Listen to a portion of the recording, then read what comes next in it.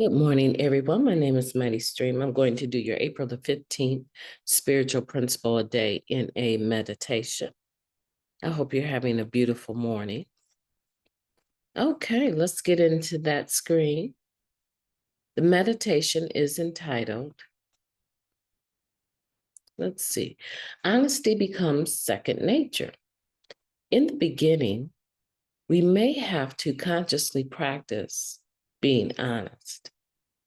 As we continue this practice, we find dishonesty progressively more uncomfortable, perhaps even agonizing. And gradually, we notice that honesty has become more normal for us. That comes from the Living Clean book, Chapter 1, Keys to Freedom. In active addiction, dishonesty was organic to how most of us functioned in the world. We did what we had to do to stay high. Stealing and being manipulative and deceitful were among our strategies to meet that goal. We were chameleons, more adept to figuring out who others wanted us to be than being ourselves. Our skewed perception was that the risk of being real outweighed its benefits. Lifelong habits die hard. In early recovery, we often find ourselves embellishing our using careers or whitewashing our wrongdoings. We are quick to justify our behavior, blame others, and minimize our feelings. Some of us continue to steal, cheat to get ahead, or promote a clean date that isn't quite accurate. But every time we come to a meeting, we hear that honesty is essential to recovery. We know that we're setting ourselves up for a relapse if we don't start telling the truth and acting with integrity. We hear that lesson in others' stories, excuse me. So we practice being honest in all of our affairs.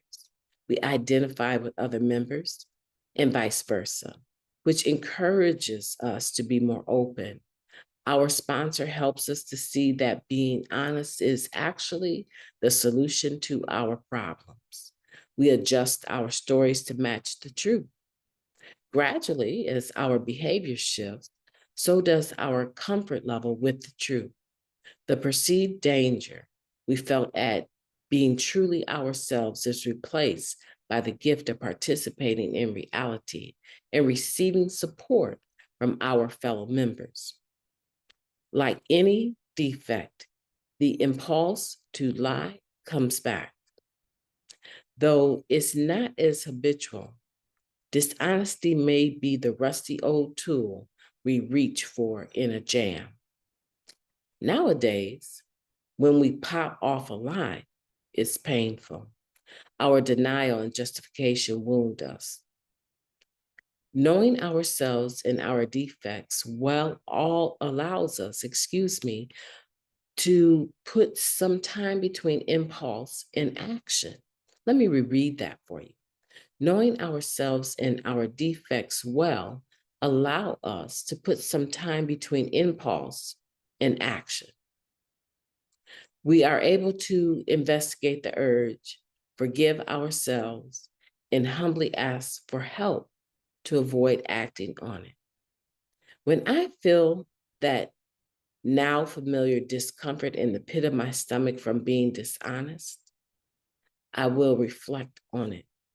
I'll change direction and take action because I know reality and the truth pose no real risk to me today. Let's take a moment of silence followed by the we version of the Serenity Prayer. Moment of silence now, please.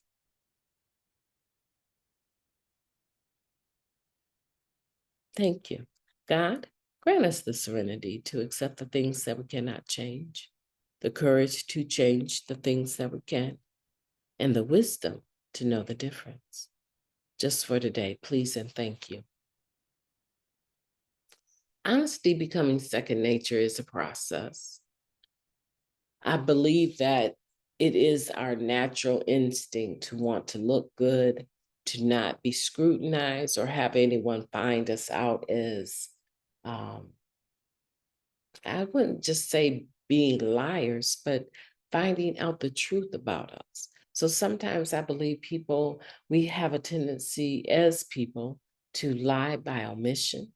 Sometimes we tell small lies that aren't necessary at all. I believe it is a natural tendency to want to cover up the truth. Uh, and most oftentimes, I believe it's the intent is to make ourselves look better than we actually are or not hurt someone. Sometimes you'll lie just to avoid hurting someone's feelings. Um, but it's always problematic when the truth comes out. So, what we're learning in Narcotics Anonymous is that whatever the truth is, we don't have anything to fear necessarily about it. We have the opportunity to be truthful and to let others know what our truth is and let them decide whether or not they're going to accept that. But for us to alter the truth about ourselves to please someone, we no longer have to do that. And when we do find ourselves quickly running back to that tool of dishonesty, we find that it no longer sits with us the way that it used to. It bothers us. And you're constantly plagued with, why did I even say that? That was so unnecessary. Now I have to admit the truth or let them just find it out. But the truth is that I did not have to tell that lie. That discomfort is there for a reason. It's there to teach me that when you do this, it bothers you more than it's worth. Just tell the truth. And eventually, telling the truth, being honest, is second nature. I don't have to think about it. Now, sometimes when I will say, someone is asking me a question about myself, I may be somewhat taken aback by the question and wondering what is the motive in the question? What is behind them even asking me that? Why are you asking me that particular question? And depending on what my response is, what are you going to do with that information? People are generally speaking very nosy. I do believe that. People are nosy, and sometimes that you'll find them trying to phrase a question as though it's intellectual or philosophical. And in actuality, they're just being nosy. There's no reason for them to have that information from you. And so my response would be, why do you ask? If I'm not comfortable with the question, and I believe that my response is going to put me in a predicament where this information that I'm giving you can be used against me, I'm not interested in lying to you. I'm not interested in answering you at all. So my question is always when this comes up, and you can use this, hopefully it can help you. Why do you ask? And I go dead silent. I give them my eye contact and I go dead silent. Why do you ask? Because now I'm putting the shoe on the other foot. You're asking me a question that seems as though it's weighted. My answering that question is very possible. However, I'm not really sure what you want the information for. This is beyond this isn't the type of relationship where I would think that you could ask that type of question and I could trust necessarily that your motives. We're not best friends, right? We're not close like that at all.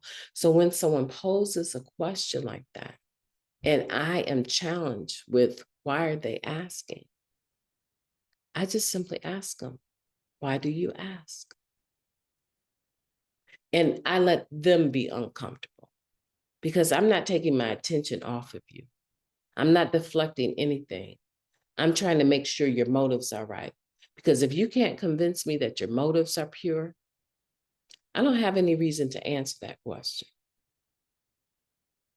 And after I watch that uncomfortableness take place, I'll give them the answer that is appropriate according to the question and what I've just learned in that moment. Right? And so that hopefully that's a tool that you can use. I believe that when we ask questions, and I've learned this from someone very dear to me, when we ask questions, make sure you're asking the right question for the right reason.